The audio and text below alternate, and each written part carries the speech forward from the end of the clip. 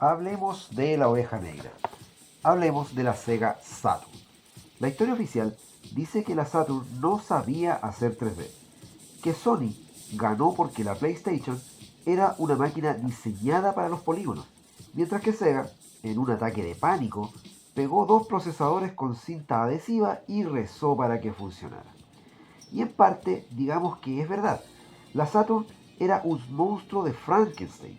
Tenía dos procesadores principales, SH2, dos procesadores de video, BDP1 y BDP2, un chip de sonido que era otra computadora en sí misma. Pero programar para ella no era difícil, era una pesadilla. Era como intentar dirigir una orquesta donde la mitad de los músicos habla japonés y la otra mitad habla marciano. Además, la Saturn no dibujaba triángulos como todo el mundo, dibujaba cuadriláteros o quads, y eso deformaba las texturas y volvía locos a los matemáticos. Pero hubo un grupo selecto de genios, programadores de la propia Sega y estudios externos valientes, que dijeron, bueno, acepto el reto. Lograron sincronizar los dos cerebros de la bestia y crearon gráficos que técnicamente eran imposibles. Y hoy vamos a ver esos milagros. Vamos a ver 10 juegos que demostraron que bien domada, la Saturn era la consola más poderosa de su generación.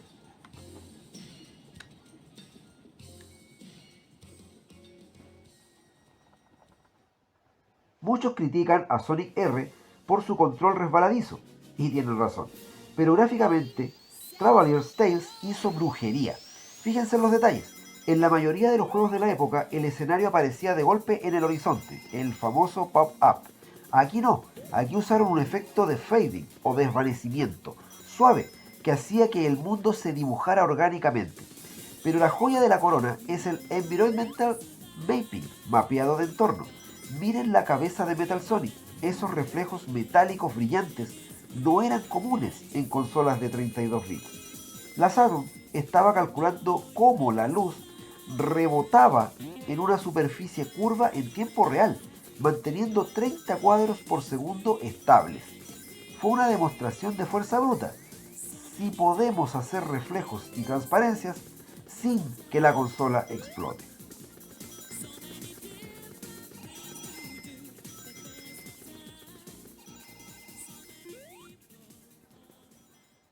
Traer un juego de lucha 3D de los arcades a casa era la prueba de fuego, y Virtua Fighter 2 se llevó la gloria.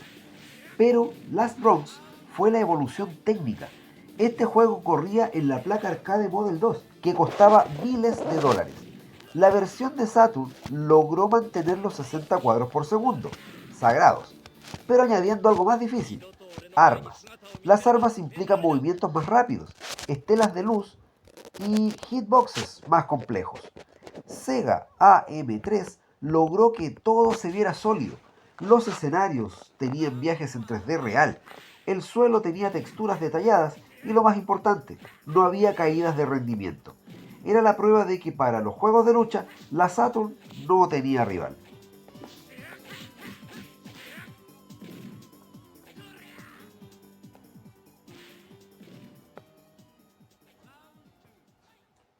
Antes de que el Team Ninja se fuera con Xbox, hicieron maravillas en Saturn. La versión de Dead or Alive de Saturn es técnicamente superior a la de PlayStation. ¿Por qué? Por los fondos. Mientras que en PlayStation a menudo usaban una imagen estática de fondo, o sea, un wallpaper, para ahorrar recursos, en Saturn los escenarios eran mallas 3D completas que rotaban contigo. Además, estaba la mecánica de las Danger Zones, el suelo explosivo. Calcular esas explosiones de luz y partículas sin que el juego se ralentizara requería usar el segundo procesador de video, BDP2, para manejar los planos de fondo, liberando al procesador principal para mover, bueno, para mover la física de los personajes. Sí saben a lo que me refiero, ¿verdad?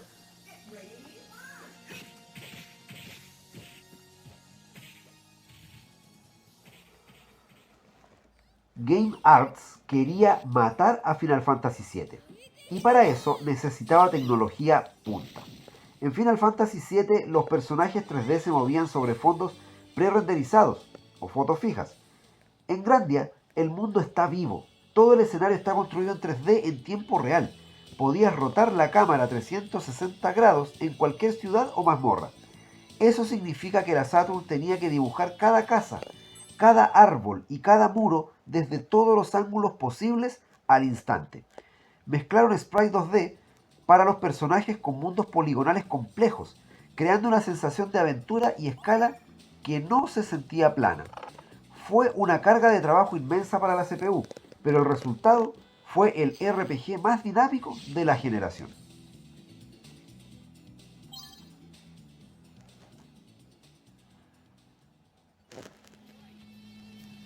Este juego cambió las carreras para siempre. Pero técnicamente, ¿qué lo hace especial? La interacción. El equipo de desarrollo tuvo que programar físicas para que el coche reaccionara distinto si tocaba asfalto, tierra o barro. Y visualmente la Saturn tenía que renderizar ese barro pegándose al coche. Pero el milagro está en el BDP2, o sea, el chip de los fondos. Usaron ese chip para dibujar el suelo y el cielo como planos infinitos, lo que permitía una distancia de dibujado brutal sin niebla excesiva. El juego corría a 30 FPS, pero eran los 30 FPS más sólidos de la historia. Cuando veías la repetición estilo TV y el helicóptero pasaba por encima, jurabas que estabas viendo una transmisión real.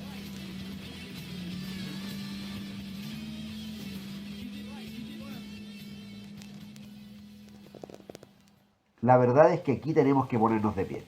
Hablamos de Lobotomy Software, un estudio pequeño que entendió la Saturn mejor que la propia Sega. Exhumed o Power Slave es un FPS ambientado en Egipto.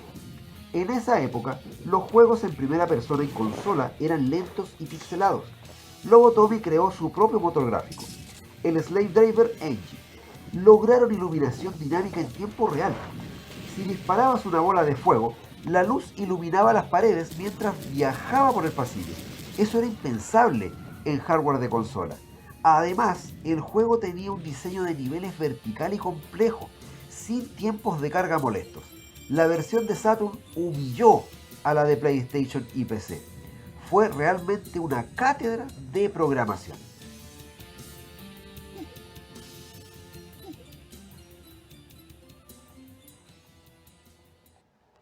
Trisur, la compañía legendaria, dijo: vamos a llevar la Saturn al límite absoluto. Radiant Silvergun es un juego de naves, un shmup, pero no es 2D, es un híbrido. Los fondos son polígonos en 3D moviéndose a velocidades vertiginosas.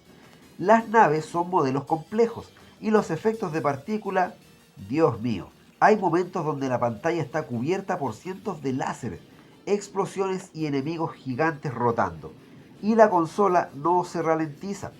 Usaron los dos procesadores SH2 en paralelo. Uno calculaba la lógica del juego y el otro dibujaba los polígonos. Es un ballet matemático. Visualmente parece un juego de principios de Dreamcast. Es el pináculo técnico del género.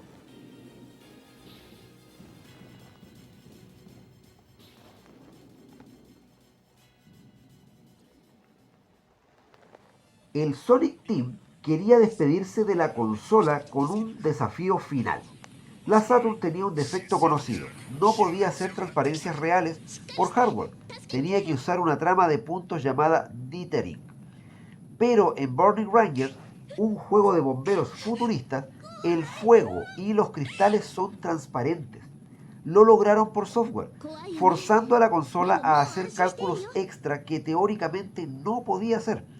El resultado es un juego vibrante, lleno de luces de neón, efectos de distorsión de calor y voces grabadas que te guiaban en tiempo real, porque no había mapa. Fue un juego ambicioso, quizás demasiado, pero demostró que con esfuerzo la Saturn podía romper sus propias limitaciones físicas.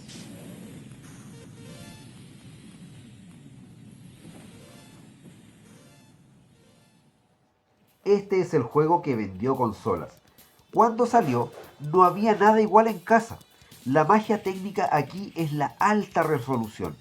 Mientras la PlayStation y la Nintendo 64 corrían la mayoría de juegos a resoluciones bajas, o sea 320 x 240, Virtua Fighter 2 corría a 704 por 480, o sea, el doble de nítido.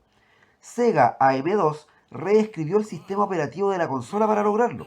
Usaron el chip de fondos para crear escenarios 3D falsos, pero convincentes, y dedicaron toda la potencia de los dos procesadores a los luchadores. 60 cuadros por segundo sin parpadeos, sin texturas deformes.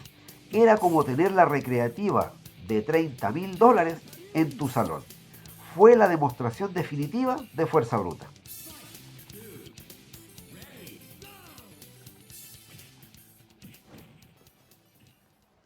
Y en el número uno, la obra maestra trágica. El Team Andrómeda sabía que la consola moría y decidieron verter su alma en 4 discos. Panzer Dragoon Saga no es solo un RPG, es un milagro. Técnicamente hace todo a la vez. Mundo abierto, vuelas libremente con tu dragón sobre escenarios inmensos generados en 3D. Morphing, el terreno y los enemigos se deforman y cambian en tiempo real. Emoción, fue de los primeros juegos en tener expresiones faciales detalladas y sincronización labial con voces reales. El juego usa los procesadores SH2, el BDP1, el BDP2 y el chip de sonido DSP al 100% de su capacidad. Dicen que el código fuente del juego se perdió porque era tan complejo y hecho a medida para la Saturn que nadie lo entendía. Es la prueba final de que esta máquina negra, difícil y rebelde, era capaz de crear arte que ninguna otra consola podía replicar.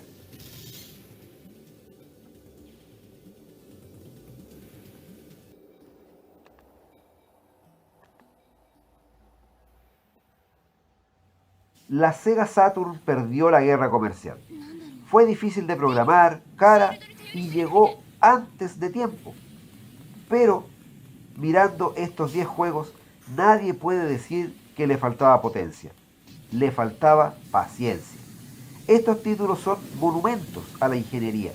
Son la prueba de que cuando tienes dos cerebros, necesitas genios para controlarlos. Hoy, la historia ha puesto a la Saturn en su lugar, como la consola de verdaderos expertos, la bestia negra que solo unos pocos pudieron domar. Dime en los comentarios, ¿tuviste la suerte de jugar alguno de estos en hardware original o te perdiste esa época dorada? Esto es Viaje por los 16 y a veces 32 bits. Nos vemos en el próximo nivel. Chao.